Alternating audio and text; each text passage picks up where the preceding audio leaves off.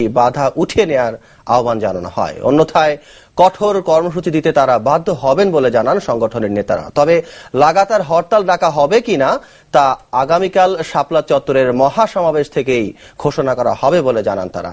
এর আগে রাজধানীর বিভিন্ন স্থানে বিক্ষোভ মিছিল ও সমাবেশ করে হেফাজতে ইসলাম। আরো জানাচ্ছেন শফিক শাহিন। বাদ জুমা বিভিন্ন মসজিদ মাদ্রাসা থেকে লং মার্চের সমর্থনে মিছিল করে হেফাজতে ইসলামের সমর্থকরা।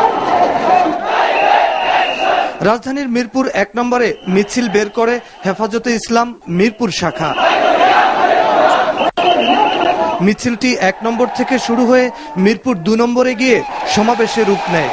সেখান থেকে লং মার্চে বাধা না দিতে সরকারের প্রতি আহ্বান জানান হেফাজতের নেতারা।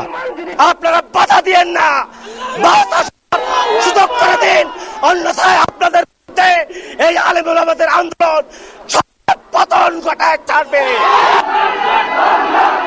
বিক্ষোভ মিছিল ও সমাবেশ হয়েছে লালবাগ এবং চকবাজার এলাকায়। এখানেও বিভিন্ন মসজিদ মাদ্রাসা থেকে জুমার নামাজের পর মিছিল নিয়ে জড়ো হন হেফাজতের নেতাকর্মীরা। শনিবারের লং মার্চে অংশ নিতে ধর্মপ্রাণ মানুষের প্রতি আহ্বান জানান তারা। যদি সরকার শাস্তি না দিয়া শাহবাগী এবং ব্লগারদেরকে প্রোটেকশন দেয়, তাহলে আমরা বুঝবো এরা মুসলমানদের পক্ষের সরকার না।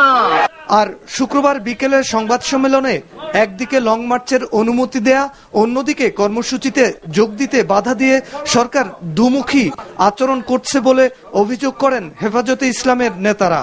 সরকার এই মুহূর্তে আমাদের সাথে মুনাফিকের মতো আচরণ করতেছে। এই মুনাফিকির বিচার ইনশাআল্লাহ ইলেকশনের সময় এই দেশের ১৪ কোটি জনতা করবে ইনশাআল্লাহ। জনাকীর্ণ সংবাদ সম্মেলনে হেফাজতে ইসলামের নেতারা দাবি করেন, যত বাধাই আসুক শনিবার সকাল 10টা থেকে রাজধানীর শাপলা চত্বরে লং মার্চ হবেই।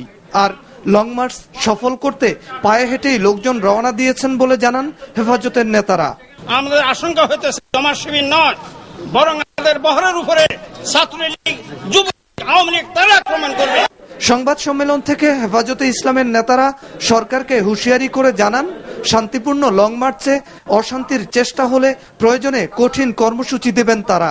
এটা আগামীকালকে তো আমাদের লং মার্চ, এটা লং মার্চের শেষে ঘোষণা হবে আমাদের ৭ তারিখ থেকে লাগাতার হরতাল হবে কিনা। আর পুলিশ কর্মকর্তারা জানিয়েছেন, লং মার্চের অনুমতি দেয়া হলেও নাশকতার আশঙ্কা মাথায় রেখেই নিরাপত্তা বলয় তৈরি করা হয়েছে।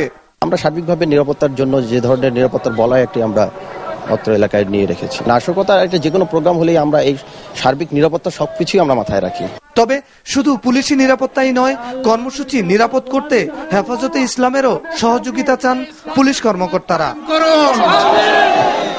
Shafiq Shahin, NTV news, Dhaka.